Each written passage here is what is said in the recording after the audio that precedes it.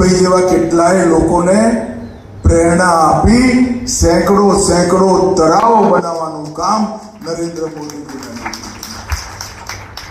વડાપ્રધાન બન્યા, જળ શક્તિ મંત્રાલય એની રચના નરેન્દ્ર મોદી સાહેબે કરી. જલ એ જીવન અનેક સંતો કહેતા ડાયરા કર્યા, પણ સરકારે જલ શક્તિ મંત્રાલયની ક્યારેય સ્થાપના નથી કરી. નરેન્દ્ર મોદી સાહેબે જલ શક્તિ મંત્રાલયની સ્થાપના કરી અને દેશભરમાં જેટલા ડેમ હતા 1 રૂપિયો ખર્ચો કર્યા વગર ગાદ કાઢી સિંચાઈની ક્ષમતા 160% વધારવાનું કામ નરેન્દ્ર મોદીજી.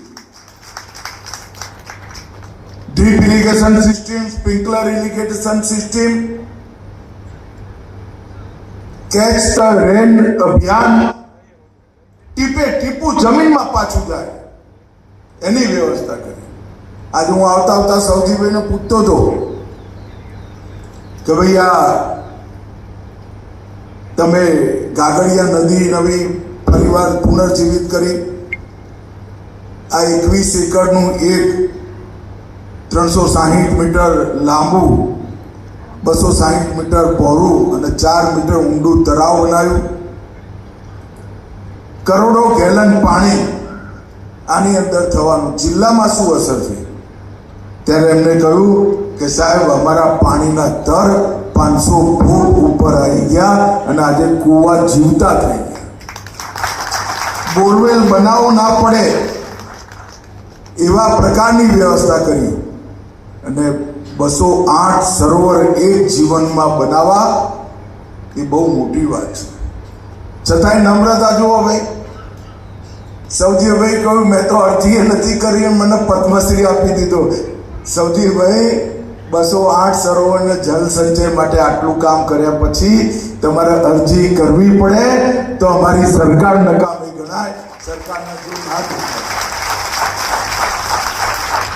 પદ્મશ્રી, પદ્મભૂષણ, પદ્મ વિભૂષણ, ભારત રત્ન, આ બધા પુરસ્કારો પરિવાર માટે નથી, ઓળખીતા પારખીતાઓ માટે નથી. આ પુરસ્કારો એમના માટે છે જે પ્રશંસાની ઈચ્છા રાખ્યા વગર સમગ્ર જીવન ભારત માતાના સૌ ગરીબો માટે જે વાપરે એના માટે. અને સમગ્ર સૌરાષ્ટ્ર